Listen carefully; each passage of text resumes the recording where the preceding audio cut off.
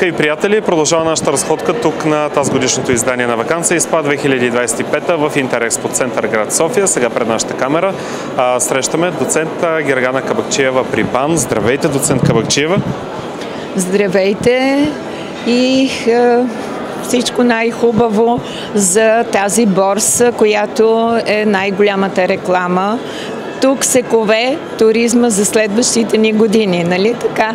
Точно така, и виждаме и много посетители, много изложители. Вие какво видяхте?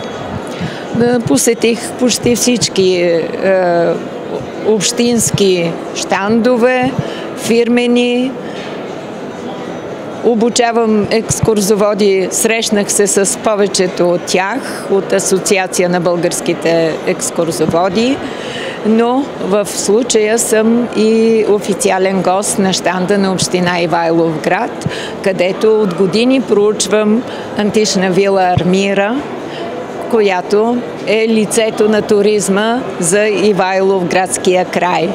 Разкажете ни за античната вила Армира. Ние сме чували за нея, но малко повече детайли и подробности. Да, става въпрос за едно много голямо имение, което е било основано от богата аристократична тракийска фамилия в близост до река Арда и всъщност в долината на последния приток на река Арда, преди да се влее в Марица, т.е. последен приток и на Арда. Вила Армира е основана много рано, само 35 години след като Тракия е била завладяна от римляните, т.е. още 70-те години на първи век е била построена основната част на това голямо имение, което за римския период е известно по-скоро като под названието вила. Тази антична вила обаче има за собственици фамилия от тракийски произход.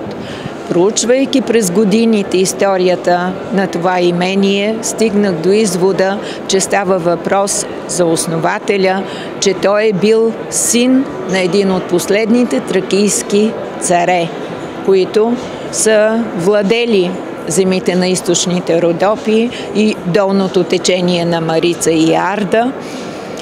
И по тази линия на произход първият собственик вероятно е бил взет като заложник в Рим и там е получил култура и образование, които след това са помогнали да си поръча едно много богато и представително жилище, защото това, което е жилището на собствениците на антична вила Армира, може да се сравнява с най-луксозните, дори и императорските резиденции. Става въпрос за един мраморен дворец.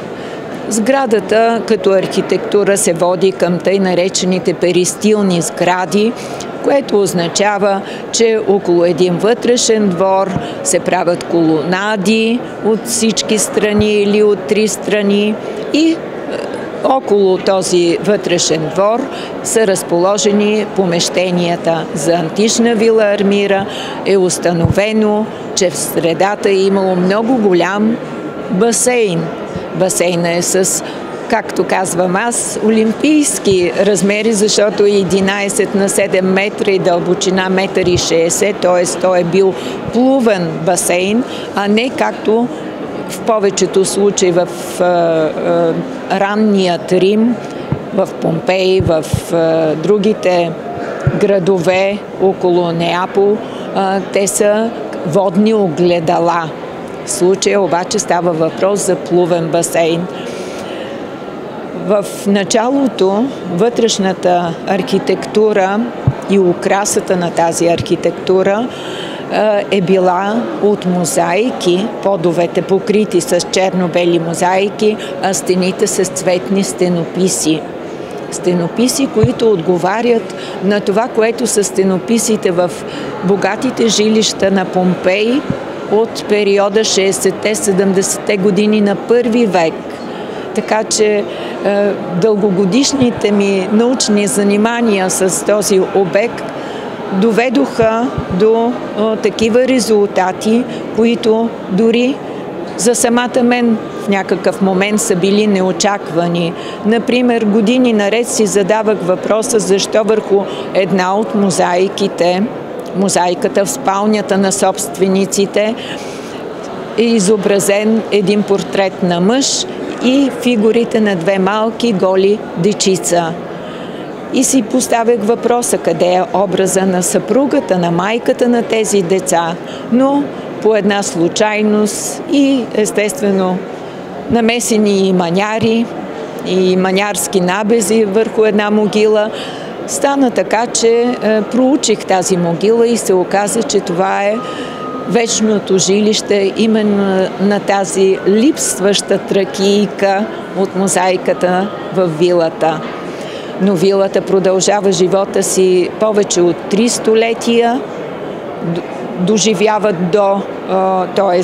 вилата е обитавана дори през по-голямата част на 4 век след Христа, когато и християнството става официална религия, така че върху някои от мозайките виждаме поправки с символиката на ранно християнската религия.